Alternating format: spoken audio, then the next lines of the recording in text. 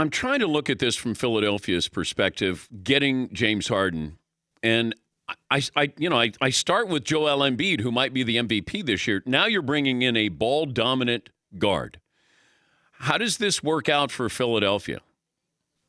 Well, look, Daryl Morey's basketball philosophies have often centered around let's get stars. Like stars win championships. He had that mindset down in Houston when he first acquired James Harden. Then he added Chris Paul. Then it was Russell Westbrook. None of it seemed to work, but he believes in that ethos when it comes to building a basketball team. But it's very fair to question how this works. Now, scouts will tell me, like, how do you guard them in the pick and roll? Like, they're going to be unstoppable when you go Harden, Embiid, pick and roll. You can't switch. You go under, Harden makes shots. It's a very difficult thing to do. But their defense is going to take a hit. Harden is not a good defensive player.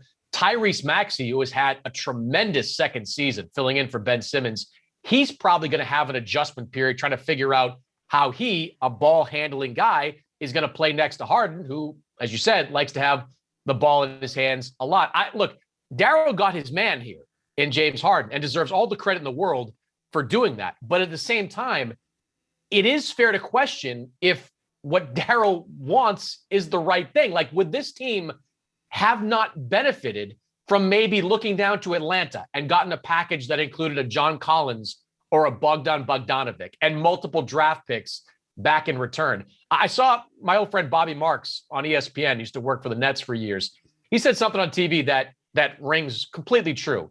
The Nets are going to, or the Sixers are going to give James Harden a contract that's going to be around $270 million over the next 5 years.